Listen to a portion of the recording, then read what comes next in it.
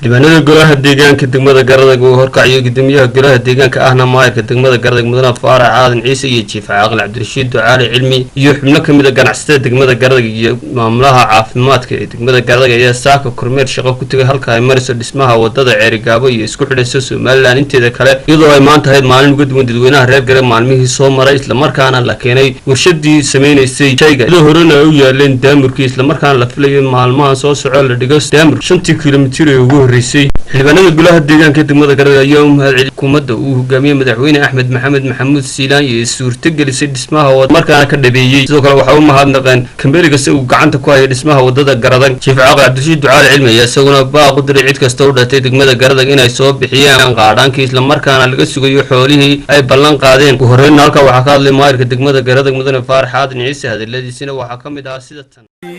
isku xidhaysay gobolka Sanaag iyo gobolka Togdheer qaybteedii degmada Garadag runtii meelihii ugu adkaa cadaad ay ku beegnayd waxay ku dhowday gebagebo sida aad ku arkaysaan waxa weey waa dhamaatay 5 kiiloomitir sidoo kale waxa sharkii uu garanaysaa aad iyo aad ugu haboonaa wadadii cadaadeed oo qaybtii fayskii hore ee 5 kiiloomitir ay saaka dhamaad yihiin daamirkuna uu yaalo ilaa khayraasi Xasan Gaafarina uu keenay krasharkii shayga sameeyay inta kadib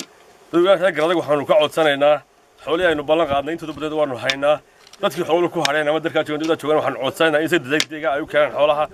waayo waxaanu doonaynaa xoolaheena inaanu mar wada wareejino ariga ku eegayeen dheendheynayna sida wadadu u socotay runtii saaka dadka reer Garadag waxay u tahay farxad aad iyo aad u qiimo badan iyagoo indhahoodan iyaga deegaanka ayaa nagu ku soo aragnay wadadii oo cadaad ama meelihii ugu adkaa baabuurta magaalada kaga beeri jirtay ku dhow xukuumadda talada haysa ee ku guuleysatay inay bilowdo wixii laga baqayay ee aanu ku jirnay wadada 300 kiiloomitir ah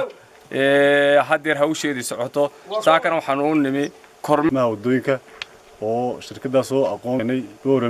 Boorame waxaan ka soo shaqeynay Kalabayd Hargeysa dhexdeeda ayaan ku shaqeynay wadooyin badan imikana waxaan wadnaa wadada cadaadeed Omar Sayre TV-ga qaranka Jamhuuriyadda Soomaaliland